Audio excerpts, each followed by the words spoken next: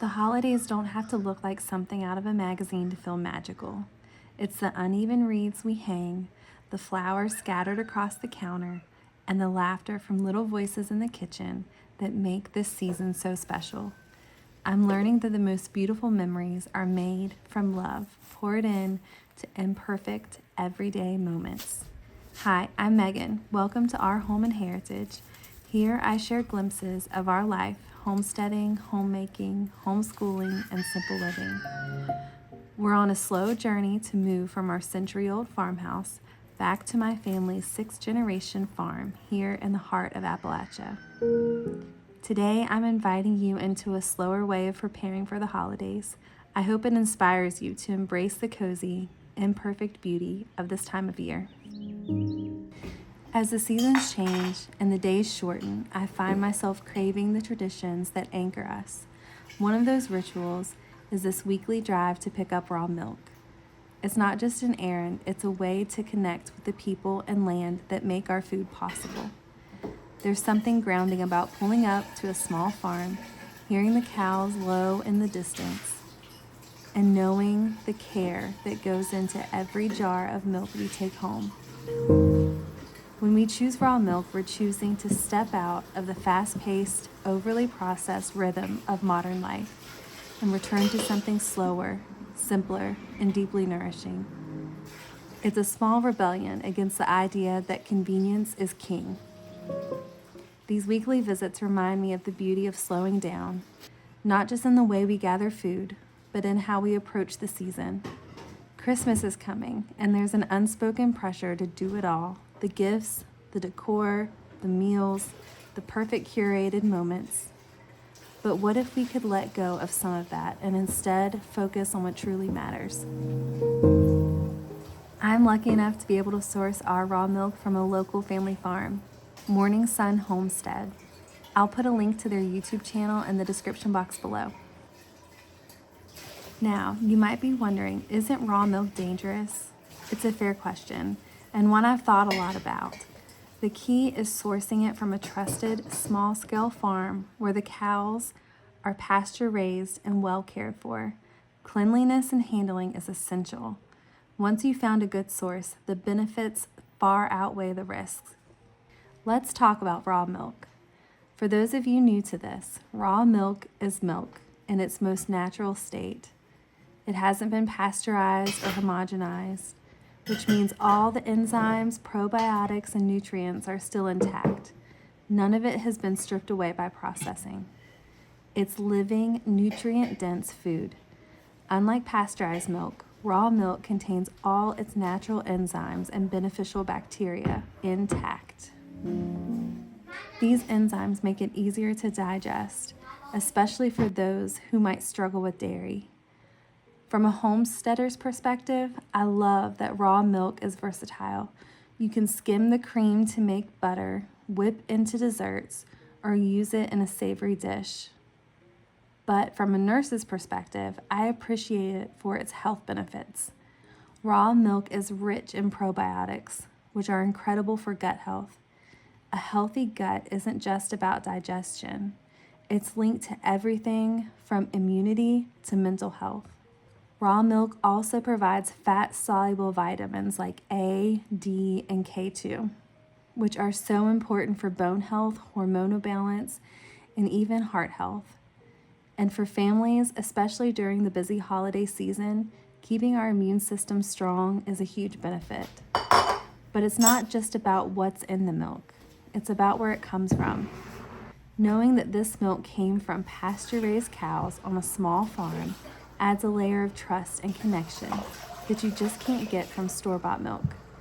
It's a way of aligning our food choices with our values. Today we're making apple crisp, a humble, comforting dessert that's perfect for the holiday season.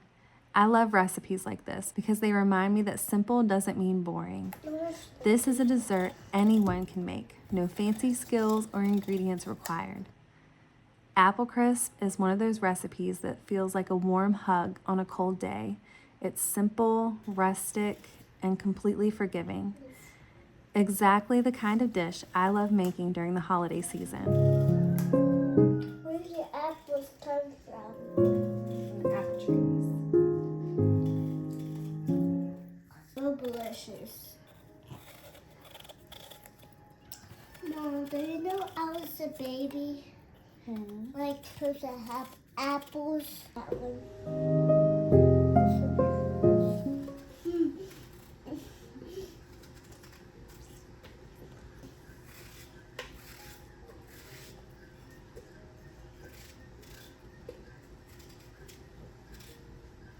Those old stuff. All up there. Yeah. We should put all. What are you doing?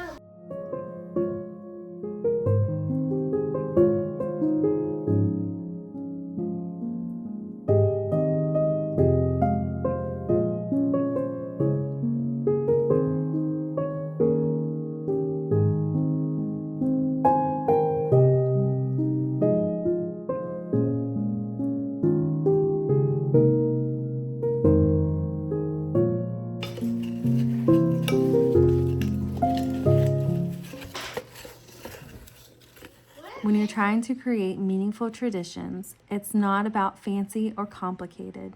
It's about finding recipes like this that bring comfort and joy. Here's the thing about cooking with kids. It's messy.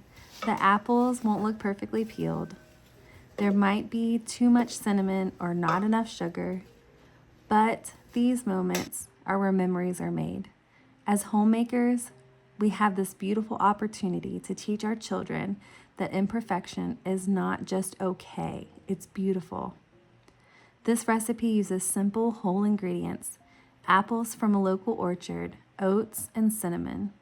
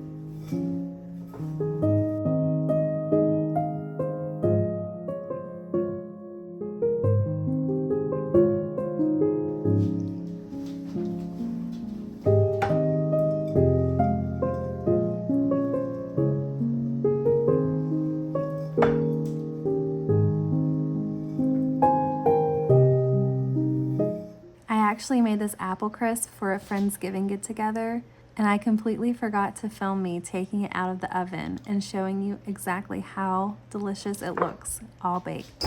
You're just gonna have to trust me that it was delicious and looked imperfectly perfect.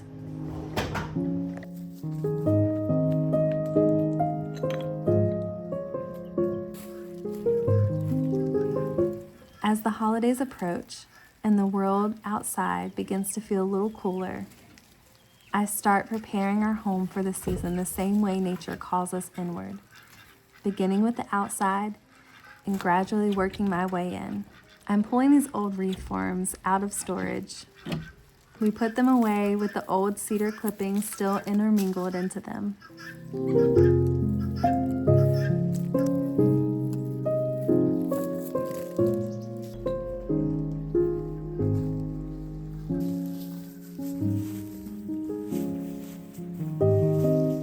Foraging is one of those practices that ties us back to the land.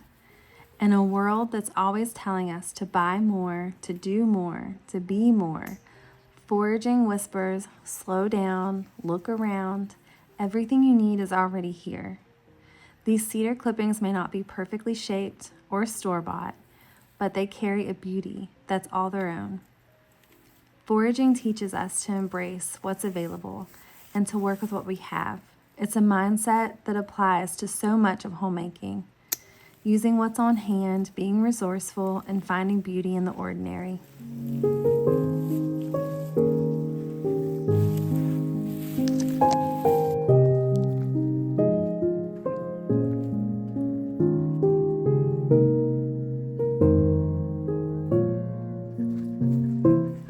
There's something about this rhythm, about taking a step back to honor the home as a whole before focusing on the smaller details.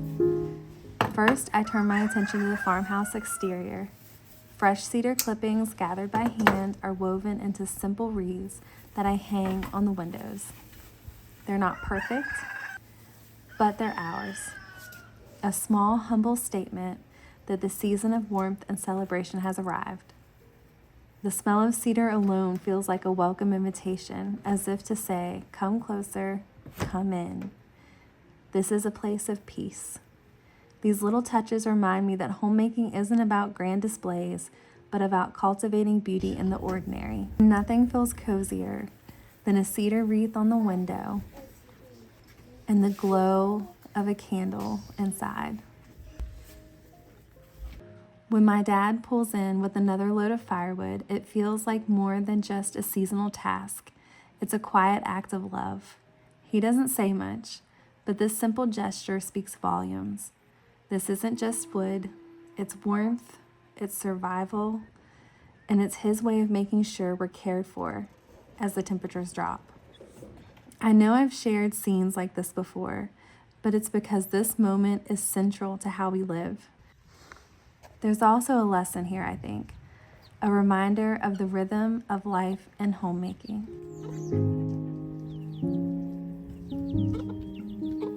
Just as we physically prepare our homes for the holidays, we're also called to prepare ourselves. We begin on the outside, tending to the visible, practical things, but ultimately, the heart of homemaking lies within. It's in the atmosphere we create, the relationships we nurture, and the warmth that emanates from a home filled with intention and love. This rhythm, starting from the outside and moving in, is a reflection of how the season calls us to draw closer to home, to the people we love, and to the practices that ground us. It's not about perfection, but about building layers of comfort and care that extend from the exterior walls of the farmhouse to the heart of the kitchen where family gathers.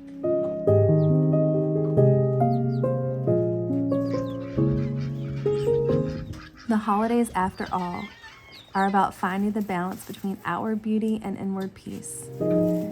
And as I move through the process of preparing the home, I find that the act itself is a reminder to slow down, to savor the season, and to be grateful for the quiet simplicity of drawing inward. There's an intentionality in starting with the outside, as though honoring the transition from the busy outward-facing seasons of spring and summer into the slower, more inward-focused time of winter. Once the outside is prepared, I'll turn my attention indoors. Much like we retreat into our homes as the days grow shorter, this process of moving inside feels natural. It's not just about decorating, it's about creating spaces that feel warm, inviting, and ready to nurture. In the end, it's not about the picture-perfect decorations or flawless recipes that matter. It's in the memories made, the love shared, and the imperfect beauty of the journey. This season, let's give ourselves permission to slow down, embrace the imperfect, and find joy in the simple, meaningful moments, because those are the moments that make a house home. Thank you for joining me today. Until next time, friend.